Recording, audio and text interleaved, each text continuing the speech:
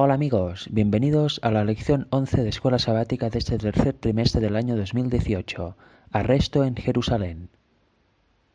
El versículo de memoria es Hechos 23:11. Dice así: A la noche siguiente se le presentó el Señor y le dijo: Ten ánimo, Pablo, pues como has testificado de mí en Jerusalén, así es necesario que testifiques también en Roma. Ya vimos la lección anterior que parte de sus discípulos le aconsejaban a Pablo que no fuera a Jerusalén, prácticamente le rogaban por lo que pudiera ser, por lo que le pudiera pasar. Incluso bajó el profeta Ágabo y le dijo exactamente lo que le iba a suceder. Pero él, con fe en Dios y confianza plena en su Señor, dijo que iría, que no le importa incluso padecer la muerte. Y así fue, se dirigió a Jerusalén junto a parte de sus discípulos. Esta semana veremos todo lo acontecido ahí. Cuando Pablo se encuentra con los hermanos de Jerusalén, les cuenta todas las maravillas que Dios hizo entre los gentiles a través de su ministerio. Y ellos le contestan también que mire cuántos judíos, cuántos miles de judíos también han creído al Evangelio. Pero luego lo informan de algo más. Versículo 21 del capítulo 21 de Hechos. Dice: Pero se les ha informado a estos judíos que se han convertido, en cuanto a ti, que enseñas a todos los judíos que están entre los gentiles a apostatar de Moisés, diciéndoles que no se circunciden a sus hijos ni observen las costumbres. Por tanto, vemos que es un rumor que no tiene que ver con la realidad, porque aquí se está mostrando como si Pablo estuviera diciendo que tirasen la Torá por la borda, que ya no siguiesen ninguna costumbre, que desprestigiaran el guardar la ley, etcétera. Y eso no es verdad, lo único que predicaba Pablo es que tanto judíos como gentiles en tema de salvación tenían el mismo acceso por los méritos de Cristo. No era necesario que alguien no circuncidado se circuncidara para tener acceso a la salvación, sino que todos eran salvos por fe y tenían acceso a la vida eterna gracias al sacrificio de Cristo. Luego, si caminaban por donde Cristo anduvo, pues se irían santificando y al final serían aptos. O no, pero solo tenía que ver con salvación el no circuncidarse o circuncidarse. No iba en dirección de ir contra lo establecido por Moisés o en contra de la ley mosaica. Y estos hermanos le proponen algo, versículo 22 en adelante. ¿Qué hay, pues? La multitud se reunirá de cierto porque oirán que has venido. Haz pues esto que te decimos. Hay entre nosotros 4 hombres que tienen obligación de cumplir voto. Tómalos contigo, purifícate con ellos y paga sus gastos para que se rasuren la cabeza, y todos comprenderán que no hay nada de lo que se les informó acerca de ti, sino que tú también andas ordenadamente, guardando la ley.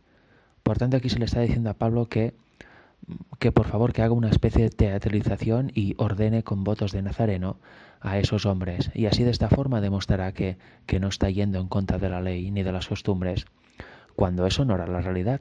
No era la realidad. Esto Pablo no tenía por qué aceptar nada de esto que le proponían. Y de hecho hacerlo sería ir en contra de lo que él mismo predicaba y de lo que el mismo Dios estableció. Luego sigue diciendo, versículo 25, pero en cuanto a los gentiles que han creído, nosotros les hemos escrito determinando que no guarden nada de esto, solamente que se abstengan de lo sacrificado a los ídolos, de sangre, de ahogado y de fornicación. Por tanto, vemos que a los gentiles sí que se siguió las directrices que se tomaron en el concilio de Jerusalén, absteneros de esto, de sangre, de ahogado, de fornicación, y ya no se los obligaba a pasar por rasurarse la cabeza, por circuncisiones o por ninguna costumbre que se aplicaba siempre al pueblo judío. Pero en este caso vemos que para calmar los ánimos dice, bueno, a estos judíos, hazles esto, a los otros, a los gentiles, ya los dejamos en paz. Era un trato bastante humano, ¿no creéis? ¿Y qué hizo Pablo? Pues Pablo, desgraciadamente, aceptó el trato. Dice el versículo 26, entonces Pablo tomó consigo a aquellos hombres, y al día siguiente, habiéndose purificado con ellos, entró en el templo para anunciar el cumplimiento de los días de la purificación cuando había de presentarse la ofrenda por cada uno de ellos. Ese aceptamiento de ese trato provocó algo bueno.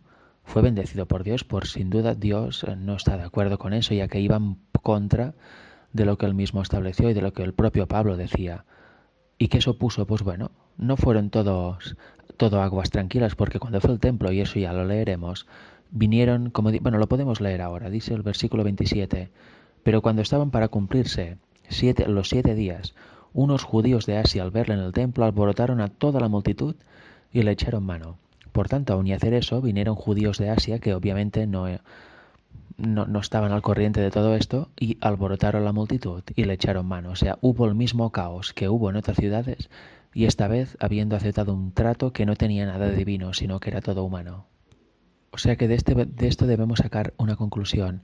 No debemos adaptarnos siempre al trato humano, a los tratos, mejor dicho, humanos, negociaciones humanas.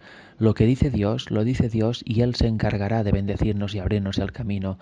No debemos intentar apaciguar los ánimos por nosotros mismos o hacer una especie de arreglos para intentar teatralizar algo que no es verdad. Siempre debemos ir de cara y defender la verdad con la verdad porque ésta se defiende sola. Y cuando defendemos la verdad, Dios está con nosotros y nos bendice. Y si hay problemas, siempre hay un objetivo al final que es positivo para la obra de Dios. En el tópico anterior dejamos a Pablo acechado por unos judíos de Asia que le reconocieron. ¿Y qué decían? Versículo 28 en adelante. Dando voces, varones israelitas, ayudad, este es el hombre que por todas partes enseña a todos contra el pueblo, la ley y este lugar. Y además de esto ha metido a griegos en el templo y ha profanado este santo lugar.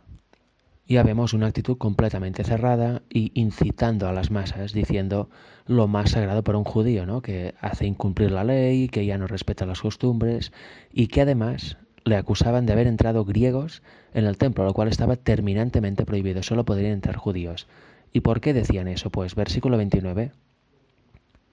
Porque antes habían visto con él en la ciudad a Trófimo, de Éfeso, a quien pensaban que Pablo había metido en el templo. O sea que ni siquiera estaban seguros de que lo entró en el templo. Y de hecho Pablo no entró al templo a este persona griega. O sea que, imaginaros, ya es todo para crear revolución, para exaltar las masas. No importa si es verdad o es mentira o lo que dices es solo una suposición tuya. La cuestión era exaltar las masas y echar a Pablo de ahí y, si puede ser, encarcelarlo. Versículo 30. ¿Cuáles son los resultados? Pues los siguientes. Así que toda la ciudad se conmovió y se agolpó el pueblo, y apoderándose de Pablo le arrastraron fuera del templo e inmediatamente cerraron las puertas. Y procurando ellos matarle, se le avisó el tribuno de la compañía que toda la ciudad de Jerusalén estaba alborotada. Querían tomarse la justicia por su mano y directamente matar a Pablo, pero fue avisada la autoridad romana pertinente de la ciudad. Tomando luego soldados y centuriones, corrió a ellos, y cuando ellos vieron al tribuno y a los soldados dejaron de golpear a Pablo.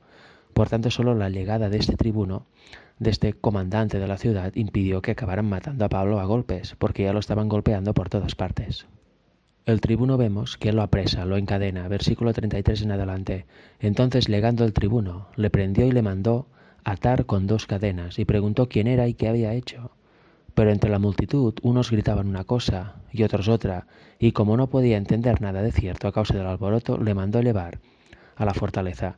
Imaginaros la situación, eso también pasa hoy en día. Todo el pueblo gritando, unos que es un tal, el otro que es un tal, un cual, un tal. Claro, no había forma de entender nada porque todo eran gritos y excitación total, visceral. O sea que lo prenden y se lo lleva a la fortaleza para interrogarle y estar en calma, preguntándole al mismo quién es, qué ha pasado y cómo ha llegado a suceder esto. Versículo 35. Al llegar a las gradas, aconteció que era llevado en peso por los soldados, a causa de la violencia de la multitud. O sea, imaginaros como en manifestaciones muy turbulentas y muy violentas, pues lo tenían que llevar en brazos porque caminando le golpeaban, le atacaban, había empujones por todas partes. O sea que imaginaros lo excitada que estaba la multitud y todo por unas palabras de los judíos provenientes de Asia, palabras falsas y palabras que se basaban en suposiciones, en el caso de que había entrado griegos en el templo. ¿Y qué decía la muchedumbre? Pues completamente alborotada y loca decía, versículo 36, porque la muchedumbre del pueblo venía detrás gritando muera. O sea, mientras estaban llevando los romanos a Pablo para interrogarlo en la fortaleza, toda la multitud lo estaba siguiendo a ellos, a esta comitiva y a Pablo, gritando que muriera, empujando, dando voces. Por tanto, por eso se vieron obligados a quitar a Pablo del suelo y llevarlo más arriba, porque si no lo hubieran intentado linchar ahí mismo. Qué hechos más tremendos acabamos de leer, ¿verdad? ¿Cómo lo relata el escritor de Hechos? Todas las cosas que le llegaron a suceder a Pablo durante su ministerio, especialmente ahora en Jerusalén, que lo querían liquidar directamente, linchar. Es realmente increíble y tenemos que tener claro que todo esto, en contra del Evangelio, va a volver a suceder y de forma mucho más violenta contra el pueblo de Dios final, o sea que debemos prepararnos para poder soportar todo este tipo de cosas. En el siguiente tópico veremos qué sucede ya en la fortaleza y en el interrogatorio.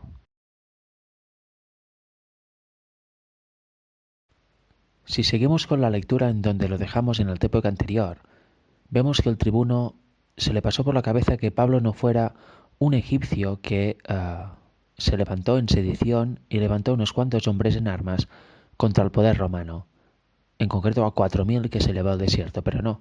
Pablo dijo, no, no, yo soy de Tarso, no soy egipcio. Y luego le pidió al tribuno que le permitiera dirigirse a la multitud. Y así lo hizo. Hizo el gesto de silencio y se dirigió a la multitud en lengua hebrea, la suya natal. Eso hizo que la multitud aún guardara más silencio, dicen los textos. Y luego el capítulo va narrando cómo Pablo les va explicando toda su conversión, todos los hechos en el camino a Damasco, lo que hacía antes de su conversión, el momento cuando apedrearon a Esteban, etc. Les explica, les relata, mejor dicho, a los presentes, a la multitud, toda su conversión, todo su camino, incluso, como digo, antes, en su vida estrictamente farisea. Lo último, que les dice es que Dios le dijo que le enviaría a los gentiles. Y luego ya viene la reacción del pueblo, versículo 22 del capítulo 22. Dice así, y le oyeron hasta esta palabra. Entonces a partir de aquí ya no toleraron más, alzaron la voz, diciendo, quita de la tierra tal hombre, porque no conviene que viva. Y como ellos gritaban y arrojaban sus ropas, y lanzaban el polvo al aire, mandó el tribuno que le metiesen en la fortaleza y ordenó que fuese examinado con azotes, por saber por qué causa clamaban así contra él.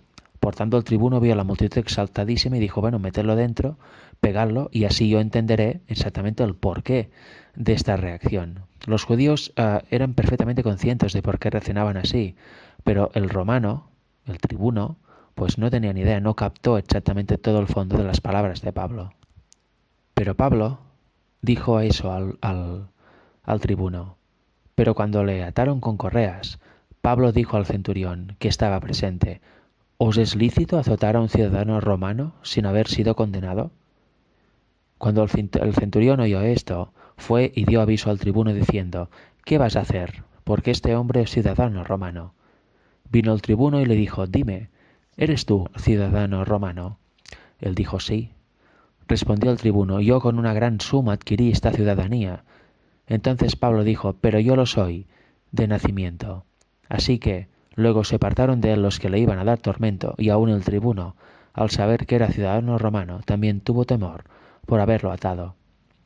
Al día siguiente, queriendo saber de cierto la causa por la cual le acusaban los judíos, le soltó de las cadenas y mandó venir a los principales sacerdotes y a todo el concilio, y sacando a Pablo le presentó ante ellos. Por tanto, vemos que Pablo se presentó ante la multitud, le explicó toda su conversión y toda su vida antes de esto, lo que hizo que entraran en ira y en exaltación, y también le explicó al tribuno que él también era romano y de nacimiento, por tanto se ahorró los azotes, y a partir de aquí empieza su explicación ante el concilio. Cuando el tribuno romano se dio cuenta de que lo de Pablo no era un asunto nacional o un asunto que iba contra los romanos, convocó a los sacerdotes. Por tanto, ahora Pablo habló ante el Sanedrín. Ya vio que el problema era entre los judíos, que no tenía nada que ver con el poder romano. Y hoy vamos a leer todo lo que sucedió ante el Sanedrín, el diálogo y las cosas que sucedieron ahí. Vamos a leer del capítulo 23 los primeros 11 versículos. Dice así el versículo 1. Entonces Pablo, mirando fijamente al concilio, dijo, varones hermanos, yo con toda buena conciencia he vivido delante de Dios hasta el día de hoy. El sumo sacerdote Ananías ordenó entonces a los que estaban junto a él que lo golpeasen en la boca. Pero Pablo le dijo, Dios te golpeará a ti, pared blanqueada. ¿Estás tú sentado para juzgarme conforme a la ley y quebrantando la ley me mandas golpear? Los que estaban presentes dijeron, ¿al sumo sacerdote de Dios injurias? Por tanto ya vemos cómo está el clima. Pablo empieza a hablar y el sumo sacerdote ya dice azotadlo, pegadlo en la boca. Y él tiene que responder, ¿cómo Quieres juzgarme según la ley cuando tú mismo la transgredes al instante. Vemos que la actitud del Sanedrín no es precisamente de escuchar a ver qué tiene que decir Pablo o pensar siquiera que están equivocados, sino de prácticamente la actitud de matarlo o lincharlo ahí mismo. Y ya le dicen, pero ¿cómo te atreves a responder así al sumo sacerdote? Y luego dice, Pablo contesta, no sabía, hermanos, que era el sumo sacerdote, pues escrito está, no maldecirás a un príncipe de tu pueblo.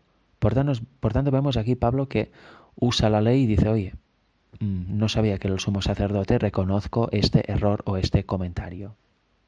Y sigue diciendo, entonces Pablo, notando que una parte era de saduceos y otra de fariseos, alzó la voz en el concilio, varones hermanos, yo soy fariseo, hijo de fariseo, acerca de la esperanza y de la resurrección de los muertos, se me juzga. Por tanto vemos que hace una inspección del público, ve que a saduceos, que es una secta distinta a la de los fariseos. Y hace muy inteligentemente este comentario porque lo que provocó es lo siguiente. Versículo 7. Cuando dijo esto se produjo disensión entre los fariseos y los saduceos, y la asamblea se dividió. Porque los saduceos dicen que no hay resurrección, ni ángel, ni espíritu, pero los fariseos afirman estas cosas. Efectivamente, los saduceos creían más en la reencarnación y no en la resurrección. Y hubo un gran vocerío, y levantándose los escribas de la parte de los fariseos, contendían diciendo, ningún mal hallamos a este hombre, que si un espíritu le ha hablado o un ángel, no resistamos a Dios.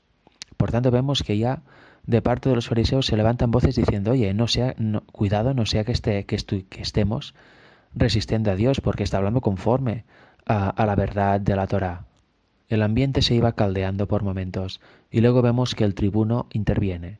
Versículo 10. Y habiendo grande disensión, el tribuno, teniendo temor de que Pablo fuese despedazado por ellos, o sea, imaginaros qué tremenda discusión y qué tremendo ambiente, qué ira y qué clima satánico había ahí por parte de los del concilio. Mandó que bajasen soldados y le arrebatasen de en medio de ellos, y le llevasen a la fortaleza. Claro, en medio de la discusión por él, tenía miedo que no, en su acaloramiento, no lo cogieran ahí mismo y lo mataran. Por tanto, bajaron soldados y se lo quitaron de ahí, de en medio de esta discusión tremenda entre saduceos y fariseos.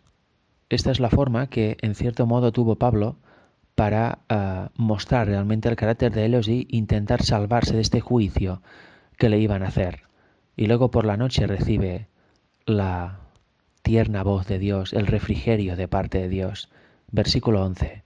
A la noche siguiente se le presentó el Señor y le dijo, ten ánimo, Pablo, pues como has testificado de mí en Jerusalén, así es necesario que testifiques también en Roma.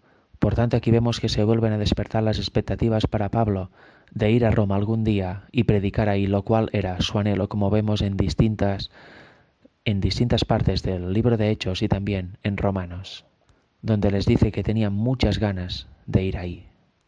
Después de semejante situación, lo mejor que le podía pasar sin duda a Pablo es este confort divino diciendo, como has hecho Pablo, así también harás en Roma. Le está diciendo que lo está haciendo bien, que está haciendo bien el camino de Dios y que está predicando lo que tiene que predicar, que los resultados son buenos y que él está en la línea correcta, no ha dicho nada de más ni nada de menos. Sin duda este refrigerio es como agua para Pablo y para la situación que estaba viviendo, porque recordemos que fue plenamente preocupado a Jerusalén porque sabía lo que le esperaba ahí. Hemos dejado a Pablo en prisión como prisionero para ser llevado a Roma en este estado, pero ahora veremos que algunos de los judíos que había ahí no estaban para nada de acuerdo con eso y querían matarle sí o sí. Si empezamos a leer en el versículo 12 del capítulo 23 de Hechos dice, venido el día, o sea, el día que iban a trasladar a Pablo a Roma, algunos de los judíos tramaron un complot y se juramentaron bajo maldición, diciendo que no comerían ni beberían hasta que hubiesen dado muerte a Pablo. Por tanto, imaginaros, eso da a entender que eran judíos extremadamente fanáticos, porque juramentarse bajo maldición, o sea que quien no cumple este juramento estaría maldecido de que no comerían ni beberían más hasta que Pablo muriese, Quería decir que su fanatismo en pro de la religión judía y del judaísmo era algo que sobrepasaba todo límite, en el sentido negativo, obviamente. Dice el versículo 13 en adelante, eran más de 40 los que habían hecho esta conjuración, por tanto un buen número de judíos lo hicieron, los cuales fueron a los principales sacerdotes y a los ancianos y dijeron, nosotros nos hemos juramentado bajo maldición a no gustar nada hasta que hayamos dado muerte a Pablo. Ahora pues vosotros, con el concilio, requerid al tribuno que le traiga mañana ante vosotros, como que queréis indagar alguna cosa más cierta acerca de él, y nosotros estaremos listos para matarle antes que llegue.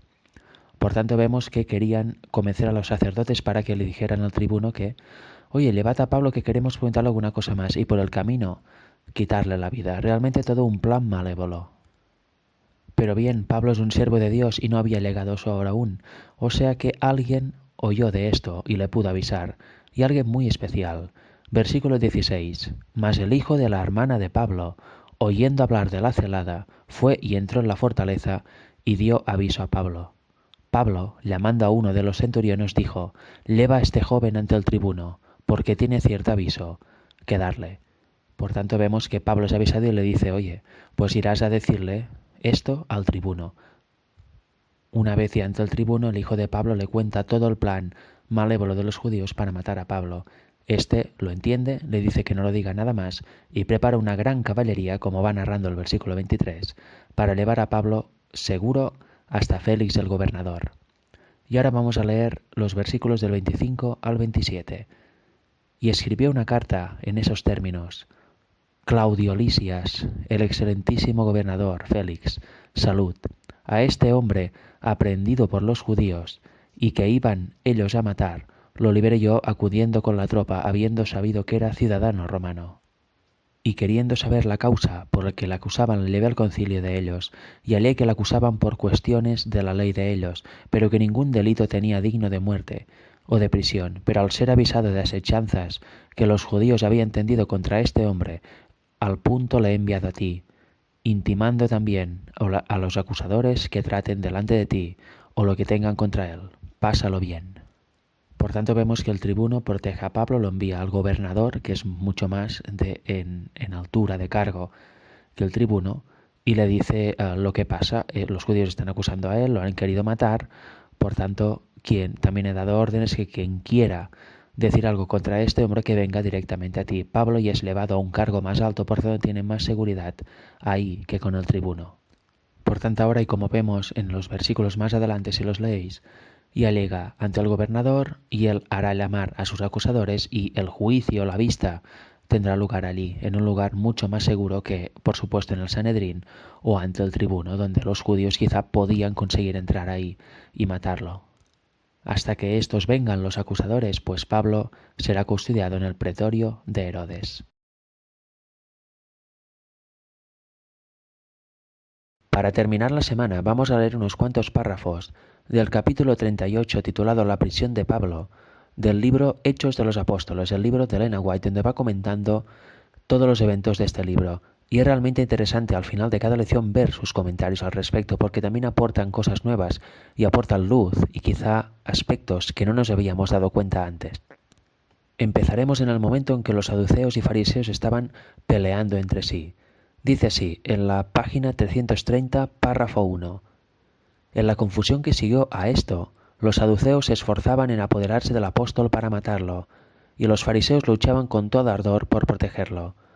Y luego cita el texto de Hechos. El tribuno, teniendo temor de que Pablo fuese despedazado de ellos, mandó venir soldados y arrebatarle de en medio de ellos y llevarle a la fortaleza. Es realmente interesante. Primero estaban todos unidos contra él. Después de decir ciertas cosas que ya vimos, Pablo, pues se produjo la división entre los saduceos y los fariseos, dos partidos, dos sectas del judaísmo que se oponían en muchas cosas y al final los fariseos defendían a Pablo y los otros lo querían matar. Es realmente curioso a veces cómo acaba desembocando todo. Y luego en el párrafo siguiente, en el párrafo 2 de la misma página dice: después, reflexionando sobre las arduas experiencias de aquel día, receló Pablo de que su conducta no hubiese sido agradable a Dios. ¿Acaso se había equivocado al visitar a Jerusalén? ¿Le había conducido a este desastroso resultado su gran deseo de estar en armonía con sus hermanos? Claro, porque eso viene ya de aceptar el consejo de los hermanos de rapar a los nazarenos y cumplir con todo el ritual de la ley en ellos para así agradar a los judíos. Recordemos que viene desde esta tolerancia hacia los hermanos y haber hecho esto. A partir de ahí se inicia una discusión tremenda en el templo porque judíos de Asia lo reconocen y se crea todo este barullo, toda esta multitud que querían apedrearle hasta al final acabar preso en la fortaleza del tribuno romano. Por tanto, él, como buen siervo de Dios y siervo que quiere hacer las cosas bien, está reflexionando, está preguntándose, a ver, ¿habré hecho algo mal? Quizá mi transgresión, por decirlo de algún modo, o el rebajar el límite ha hecho que Dios se enfade o no apruebe mi comportamiento. ¿Es esto una consecuencia mala de mi propio camino y no el de Dios? Él está pensando. Y luego sigue diciendo la página 330, la misma, párrafo 3. La posición que los judíos como profeso pueblo de Dios ocupaban ante el mundo incrédulo causaba al apóstol intensa angustia de espíritu. ¿Cómo los considerarían estos oficiales paganos? Pretendían ser adoradores de Jehová y ocupar oficios sagrados y sin embargo se entregaban al dominio de una ira ciega e irrazonable, tratando de destruir aún a sus hermanos que se atrevían a diferir de ellos en fe religiosa y convirtieron a su más solemne consejo deliberante en una cena de lucha y salvaje confusión. Pablo sentía que el nombre de su Dios había sido injuriado a la vista de los paganos. Y es realmente así. ¿No os pasa a vosotros a veces en vuestra vida al ver ciertas cosas en la iglesia, ciertas cosas en grupos, ciertos espectáculos que se dan por redes sociales? A mí me ha pasado muchas veces. Hace tiempo con yo de implicado y ahora desde hace un tiempo, gracias a Dios, como yo en tercera persona, solo viendo a veces, leyendo o siendo partícipe presencial de alguna discusión o alguna cosa realmente tremenda y que deshonra completamente a Dios. Y yo me pregunto, ¿cómo se sentirá Dios y qué ejemplo estamos dando a los que no conocen o a los que pueden estar ahí, que no tienen que ver con la discusión, al ver unos cristianos que dicen servir a Dios y ser el pueblo de Dios, pero que se la pasan peleándose con agresividad, con ira, con un orgullo que supera todo límite, un montón de ataques incluso personales? Al final se ve que las discusiones no llevan a nada más que a ganar la batalla. O sea, en estos casos nadie aprende nada y la imagen de Dios queda completamente destruida ante los hombres que no conocen y ante los hombres que quizá estarían interesados en este mensaje y por culpa del mal ejemplo del hombre, algunas almas pueden decir yo no entro ahí ni loco, no quiero saber nada de esta fe ni de este tipo de gente. Y eso es gravísimo porque esta sangre va a ser demandada de todos nosotros.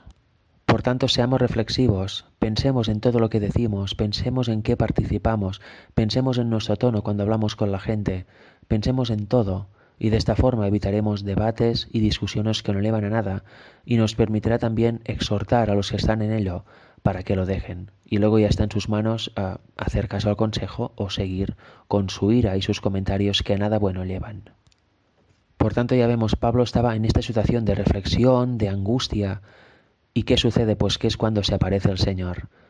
Página 330, párrafo 5. En aquella hora tenebrosa, el Señor no olvidó a su siervo. Le había librado de las turbas asesinas en los atrios del templo. Estuvo con él ante el concilio del Sanedrín. Estaba con él en la fortaleza y se reveló a su fiel testigo en respuesta a las fervorosas oraciones en procura de dirección. Y dice así el versículo, y en la noche siguiente presentándose el Señor le dijo, confía Pablo, que como has testificado de mí en Jerusalén, así es menester testifiques también en Roma. Y luego el siguiente párrafo, página 331, párrafo 1. Pablo deseaba desde hacía mucho tiempo visitar a Roma, anhelaba grandemente testificar por Cristo allí, pero pensaba que la enemistad de los judíos había frustrado su propósito. Poco se figuraba aún ahora que iría en calidad de preso. Por tanto, ya vemos, estaba en reflexión, en angustia, por él y por lo sucedido, y por las otras personas, por los judíos. Y el Señor se le aparece y le tranquiliza, y le dice, tranquilo Pablo, has hecho bien. Y su deseo de ir a Roma, que es lo que quería hacer después, resulta que lo haría por un camino que no pensaba él, lo haría en calidad de preso. Así lo movió Dios, así lo aprobó Dios para que fuera. O sea que eso también es un ejemplo de cómo cambia la vida, ¿no? A veces tenemos unos planes que son dirigidos por Dios y pensamos, bueno, pasará esto, esto, y luego llegaría ahí de esta manera. Y resulta que no, que pasan cosas por el medio, también en cierta forma permitidas por Dios, ¿no? Aunque a veces es a causa de nuestros errores, pero cuando aprendemos, cuando reflexionamos y queremos hacer el bien, Dios dice, has llegado hasta aquí, tranquilo, irás ahora al objetivo final por otro camino. Quizá lo podías haber evitado, pero como ahora estás reflexionando, estás pensando en si has hecho bien, llegarás a este objetivo, pero en una calidad quizá muy inferior, como es llegar como preso, a la que hubieras llegado si no hubieses transcedido ciertas cosas durante este camino. Lo importante es eso, reflexionar sobre lo que hacemos, ser conscientes de que quizá podemos estar haciendo las cosas mal y sobre todo querer hacer las cosas bien, ir a Dios en busca de ayuda, en arrepentimiento, preocupado también por las actitudes de los otros, en definitiva es preocupado por el prójimo. Cuando es así, Dios aprueba y Dios tranquiliza a sus siervos, ya sea con mensajes que vienen de parte de personas, mensajes directos de Él, visiones, etcétera, pero se ve la mano de Dios guiando cuando el siervo está en esa actitud de humillación y de reflexión sobre si ha hecho bien o ha hecho mal. Que Dios os bendiga a todos.